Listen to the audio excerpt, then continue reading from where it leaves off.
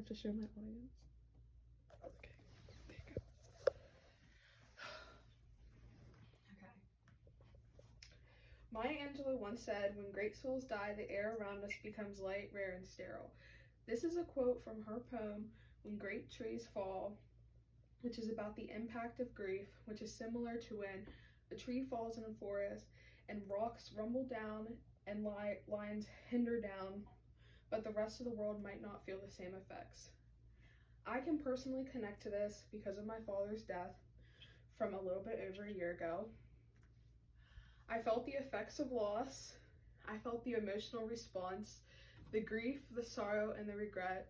The grief from knowing I didn't have my dad anymore, the regret from the things I could have said and the things that I could have done. The world seemed to go dark. It was like someone had flipped off the lights, but everyone else was living in sunshine. I started to feel like I was completely alone and I was internally suffering and I didn't have anyone else in my corner. How could anyone understand possibly what I was going through when they weren't in the same situation as me? This led to my feelings of guilt and regret. Guilty for not answering his last call. We didn't always have the best relationship, but he loved me.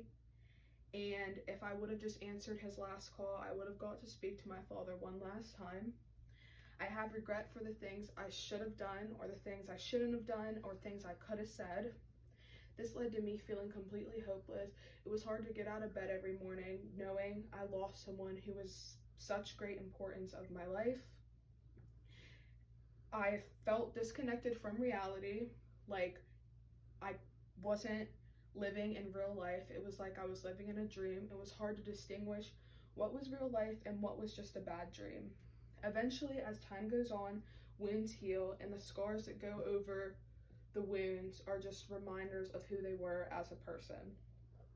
These memories that you once avoided and that were cold begin to turn to warmth, like sunshine, wrapping you up and reminding you of all the great things that they once were.